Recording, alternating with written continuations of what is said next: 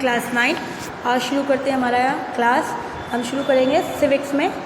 Civics का ये हमारा दूसरा चैप्टर है, कॉन्स्टिट्यूशनल डिज़ाइन।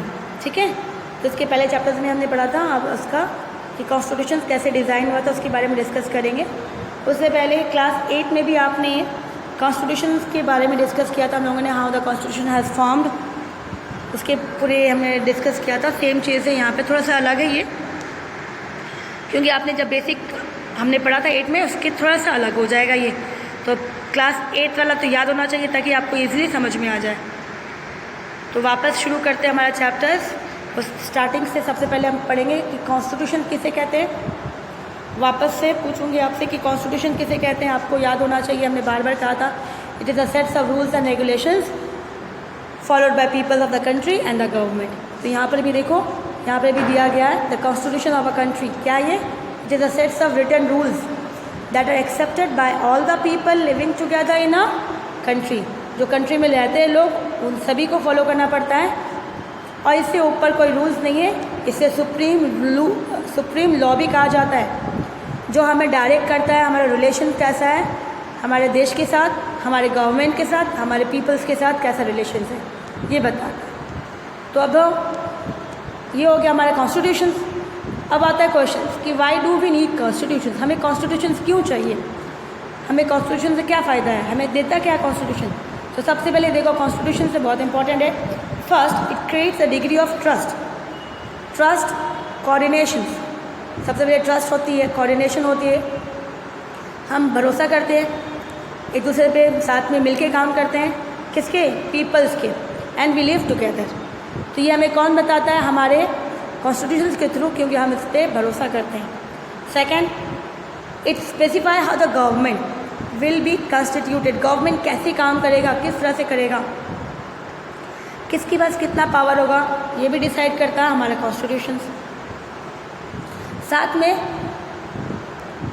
इसके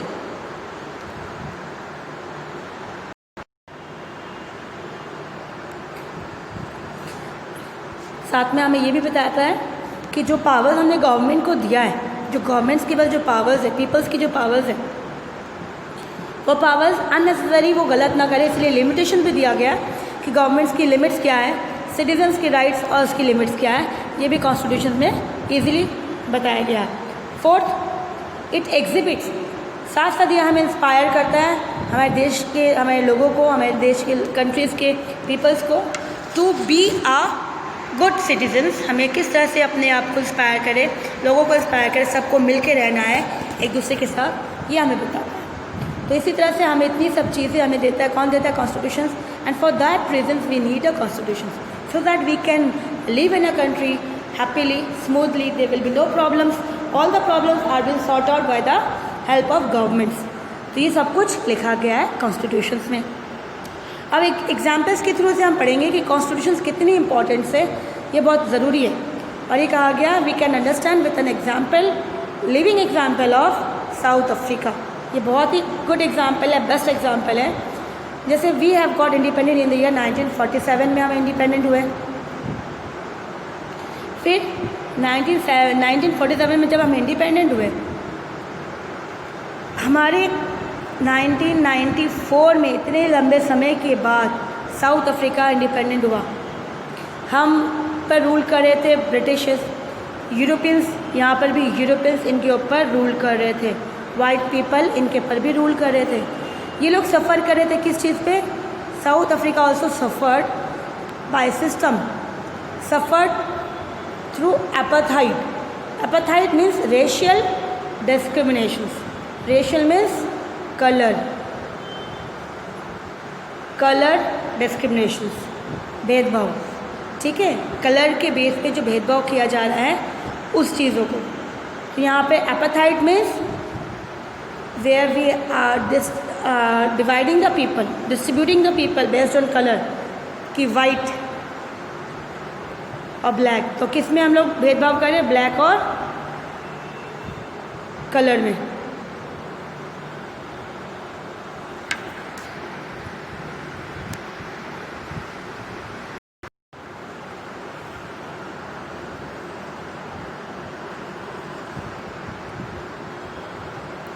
फिर यहाँ पे क्या देखा गया है, यहाँ पे ब्लैक एंड वाइट के साथ जब हम लोग भेदभाव कर रहे हैं, यहाँ पे कौन कर रहा था, द यूरोपियन पीपल्स कर रहे थे। They are form their rules and regulations, उसके बेस पे वाइट के लिए अलग एंड ब्लैक के लिए अलग। वाइट पीपल्स जो थे वो इन्जॉय कर रहे थे सारा राइट्स, इन्जॉय क्या कर रहे थे, ऑल द राइट्स।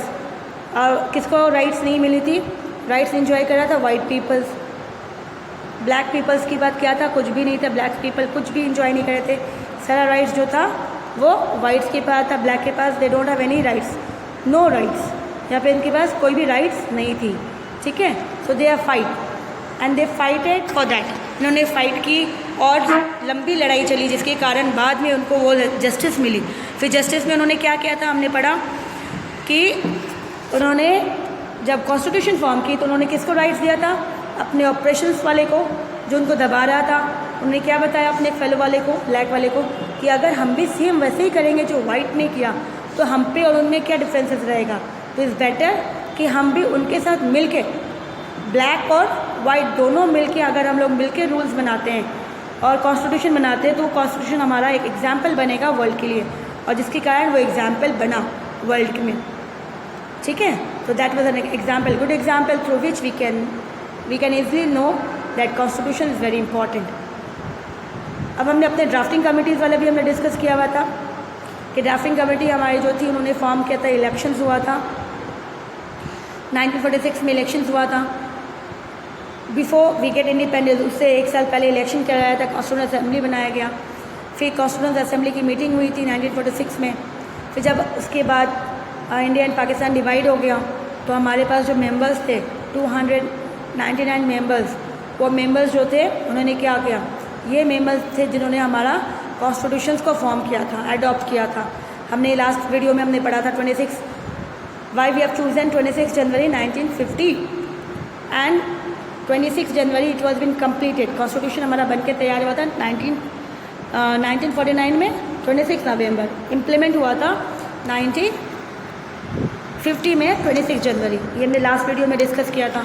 तो अगर आपने लास्ट वीडियो देखा नहीं तो प्लीज़ आगे लास्ट वीडियो को देखो, जिसमें हमने इससे ये सारी चीज़ें हमने डिस्कस किया था डिटेल्स में। फिर असेंबली ने सभी चीज़ों के बेस पे, कॉन्स्टिट्यूशंस पे जो काम भी किया, जो लोग थे उसके अंदर वो सभी ग्रुप से लिया गया था, लैंग्वेज के ग्रुप से, कास्ट के, रिलीजियस के ग्रुप से, ताकि किसी पे ऐसा ना लगे कि उन्होंने हमारे ग्रुप्स को छोड़ दिया तो हमारे लिए रूल्स बनाएंगे तो हमारी प्रॉब्लम्स को उन्हें पता ही नहीं है, ऐसा कुछ नहीं हो, इसके लिए उन्होंने सारे ग्रुप्स से इंक्लूड किया था। और BR Ambedkar was the drafting committee के, हमारे ड्राफ्टिंग कमेटी के हेड थे।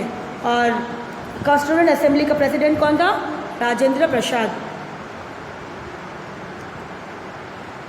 ये आपने क्लास 8 में ही पढ़ा था, राजेंद्र प्रसाद। तो इसी तरह से ये चीज़ें जो है आपको याद होना चाहिए था। और it was be completed, it tooks to form the constitution with 2 years 11 months and 18 days में ये कॉन्स्टिट्यूशन कंप्लीट हुआ, ठीक है। Now who design them and in what way, ये लोग कौन कौन थे जिन्होंने ये डिज़ाइन किया था और किस तरह से।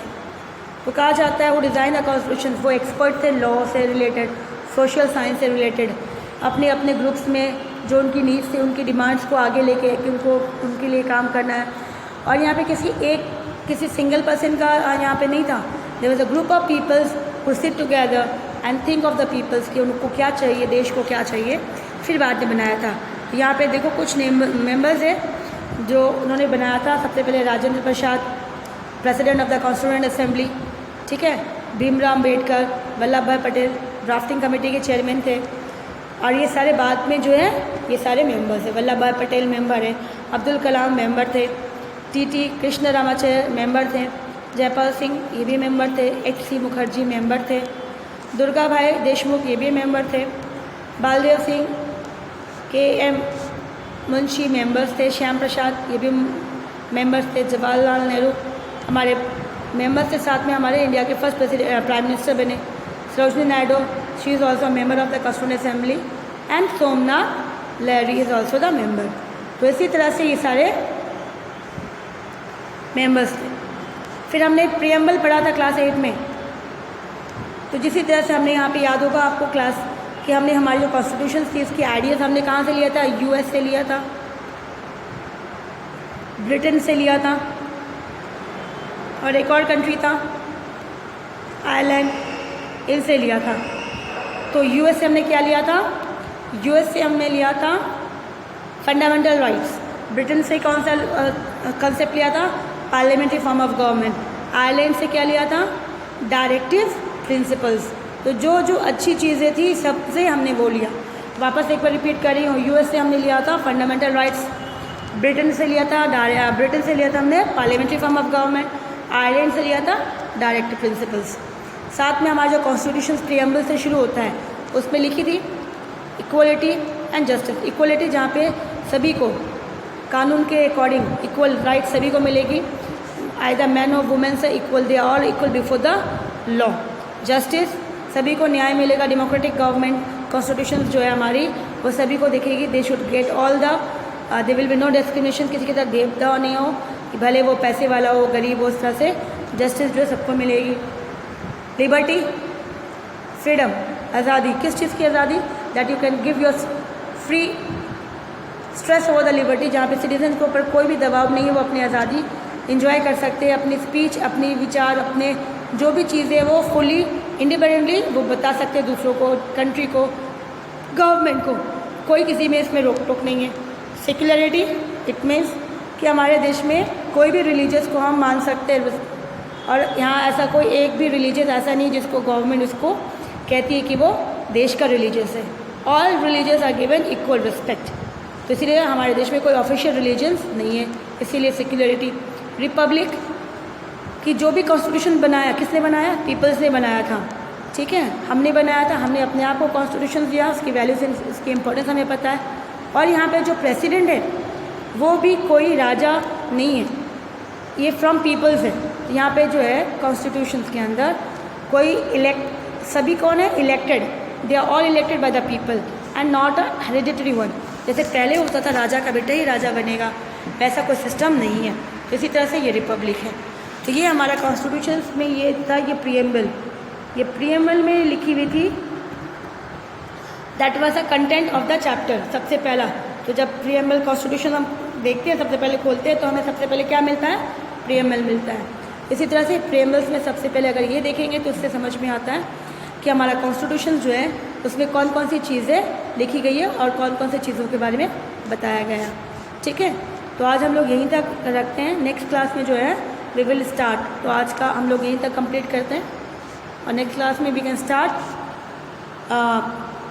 That can we make change in the constitution. हम चेंज कर सकते हैं, ये नए टॉपिक से शुरू करेंगे नेक्स्ट क्लास में, ठीक है। तो फर्स्ट पहला वीडियो देखोगे, ये दूसरा वीडियो है चैप्टर का, तो आपको समझ में अच्छे से आ जाएगा। इजी चैप्टर है, क्योंकि अगर आपको क्लास 8 का कंटेंट याद है, नहीं भी याद है तो मैंने रिवीजन करवा दिया है, तो आप प्लीज़ एक बार देखो और फिर चैप्टर्स एक बार रीड कर लो, तो आपको पूरा कंटेंट समझ में आ जाएगा, ठीक है। Till then we will meet in the next class.